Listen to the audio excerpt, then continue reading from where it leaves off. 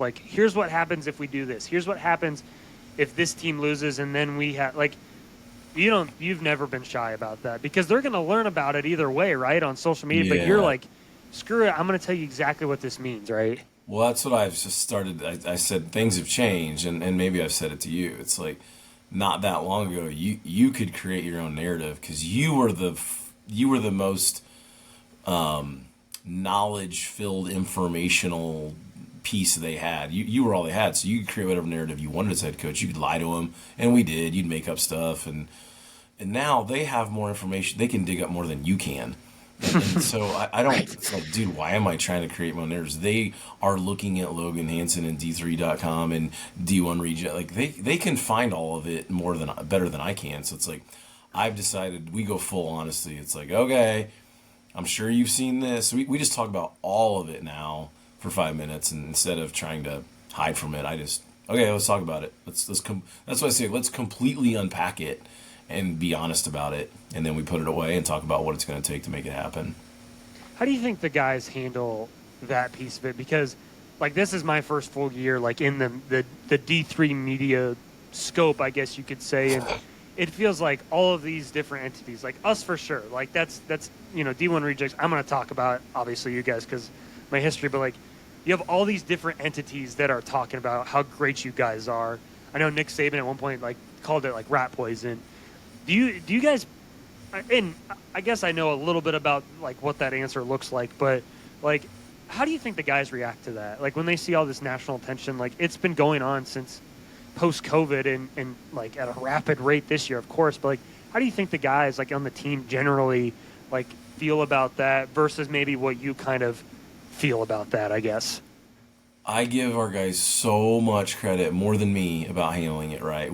We showed the Saban rat poison, and it's funny.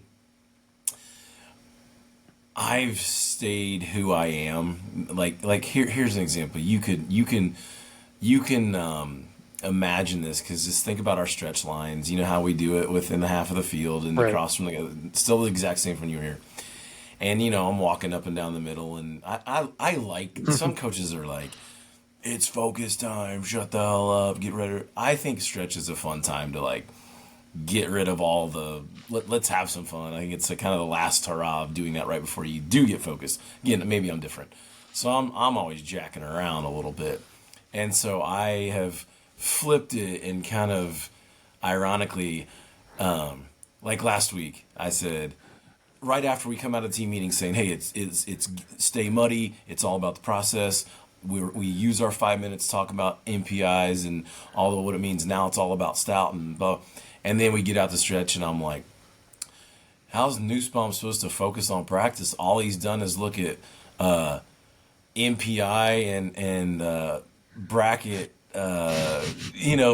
fake bracket. Right. Like I just like joke about it Yeah. openly, and it's like Blaha, how you gonna throw a completion? All you've done all day is look at mock brackets and MPI. So I just like joked about it all week to Yeah. kind of, because it's again they're looking at all of it, man. They're looking at all of it. Right. But our guys Yeah. handle it so well. They're doing such a good job with it. I'm so proud of them. Yeah, I don't want to spend too much time on the season in general, but I do think there's some things that I want to talk about. You go back to the beginning of the season, and early on, there was, wow, look at River Falls giving up all these points. Alma, Co, 2 weeks in a row, they're giving up all these points to two playoff teams, I might add. But you're playing an entirely new group of defensive backs, and since then you haven't given up more than 2 touchdowns the entire year, and so.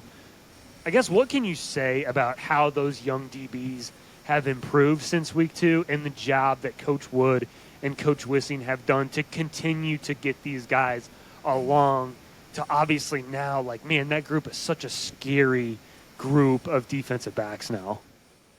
I've been around a long time now. I've been at multiple levels, multiple sports I've coached at the college. I've never seen a better coaching job than what Alex Wood has done and what Jake Wissing have done. It's absolutely incredible. Again, the offense is going to get so much attention. We just led the entire country at all levels in total offense. Like that's insane. It's so cool. But like we're in this position because of this defense and what they've done. They have been absolutely incredible. The development from game one, or really from August report date to opening round of the playoffs with our defensive back group is like nothing I've ever seen before. We knew we were talented there, but again, we had no experience and breaking some new guys in. So I give, again, like Aaron Borgerding and Michael Brown and Ethan Wegscheider and Austin Buer, all these young, some student coaches that had just got done playing, or young guys that have been with us for a little bit. Them along with Coach Wood, it's kind of an army of them that coach those guys. I give him so much credit. And then for Jake Wissing to have the knowledge and willingness and determination to sort of edit and adjust our system to fit our personnel, I've never seen a better job of it. It's absolutely incredible. Those guys deserve so much credit.